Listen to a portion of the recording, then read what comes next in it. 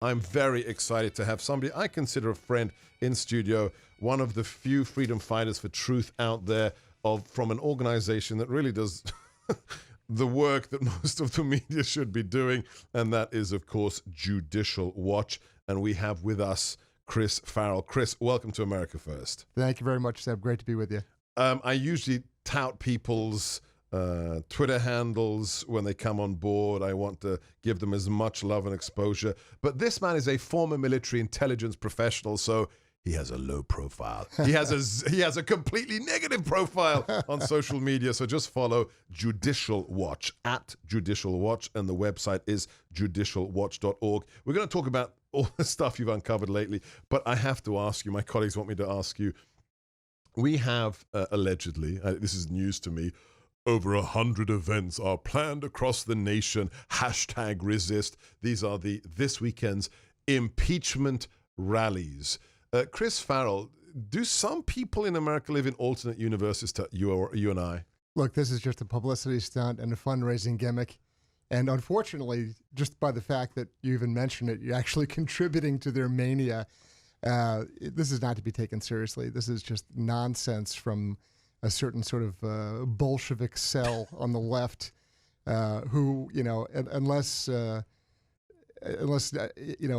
revolution takes place and the government is overthrown, they won't be happy. I have to riff on that for a second. If I were an American in America who believed that the president was a foreign agent, and I took up the banner resistance, I do things a little bit differently than they're doing them. If I truly believed that our nation had been sold to an enemy power, I wouldn't be wearing pink hats. I wouldn't be hashtagging on social media. I think your response is the right one, Chris Farrell. These people are, on the one hand, risible. They are laughable. And on the other hand, when they use phrases like resistance, they are a disgrace because they compare themselves to people who risked their lives and were often killed or tortured before they were killed, when in France they resisted real fascists. Yeah, I mean, look, these people are cartoon characters of true resistors, whether it's the French resistance in World War II, whether it's the 56ers in Budapest in Hungary. Thank you. There are legitimate, genuine, life and death struggle resistors who are fighting against totalitarian regimes. Right now? Correct. Right now, to include Venezuela. Hong Kong. Exactly. Where they're actually putting their lives at risk because there is real jeopardy. These are whiny little, coffee house socialists who, didn't get their way. And instead, they want to have these publicity stunts and sort of self-gratifying, self-actualizing events where they feel good about themselves. And a few of the sharper characters and actors, the organizers behind it, know how to use it as a fundraising gimmick. And they're going to collect, email addresses and direct mail, and they're going to use this as a way to enrich themselves and line their pockets. And there's these sort of, useful idiots and dupes who are going to be sucked into this to feel good about themselves. It's really quite sad. That is a superlative answer. And we have new vocabulary here at America First on the Salem Radio Network. We can call these people self-gratifying, whiny coffee house socialists. There you go. Thank you, Chris Farrell. Thank you. Let's move on to the real world. Let's go to Judicial Watch's incredible work. You and Tom Fitton, just truly amazing, the things you uncover for us through FOIA and through your own investigation.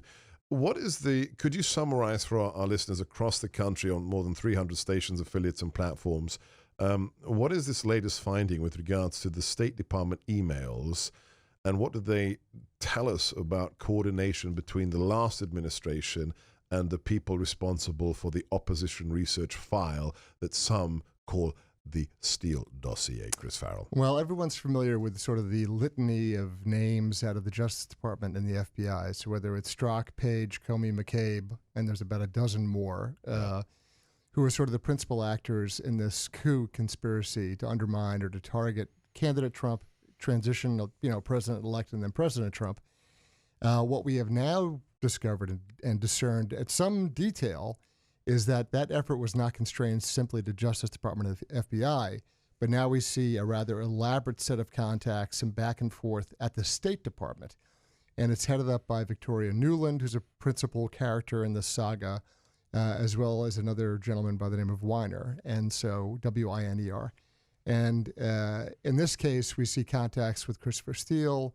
We see the loathsome character Sidney Blumenthal insert himself in the process. Clinton's fixer. Yeah, and somebody who was so loathsome that even Obama wouldn't allow him in the administration. But we already have a string of emails from Sidney Blumenthal talking to Hillary Clinton about Libya in the context of Benghazi, which is another whole saga unto itself. In fact, it's the ignition point for this entire sort of story, because the Benghazi brings you Hillary Clinton's email server, and Hillary Clinton's email server brings you the legal jeopardy that she was in, which brings you the plot against candidate Trump. I mean, one strings from one to the next, because it was only our litigation concerning the terrorist attack in Benghazi where Mrs. Clinton's email communications were conspicuously absent that had us sue and press the government to find out that she was running her own email server, which takes you to all of her classified information. So there's a domino effect here. With regards to that domino, I have to ask you the question that I ask everybody who really cares about the truth who comes on America First. I've asked this of Sarah Carter, John Solomon, Victoria Tunsing, and Joe DeGenoa. Given all the work you've done, what is your gut sense? What is the fraction or the percentage of what we know with regards to corrupt activities in the intelligence community in the Obama administration and compared to the full scale? Well, how much do you think we know? We know 30%. I think it's actually quite small. I think when the real full story is laid out, look, there's a lot of folks with guilty knowledge running around the FBI and DOJ. Mm-hmm. This dozen or so sort of leadership folks. There's some people who say, oh, the FBI is 99% great. No, it's not. Okay. And I know that from other separate investigative activity Judicial Watch has conducted in places like El Paso, Texas. All right, let's hold on that thought. Let's Sure. create a little, what do they call them, teasers or cliffhanger? I know my friend Sean Hannity is very good at that, going from segment to segment. In fact, I'll be on Sean Hannity's show tonight on Fox. That's a good segue there. But we need to talk, because this is a real issue for me as well. Just how deep is the corruption? We're talking to Judicial Watch's Chris Farrell. I'm Sebastian Gorka, former strategist to the president. This is America First on the Salem Radio Network. Don't touch that dial.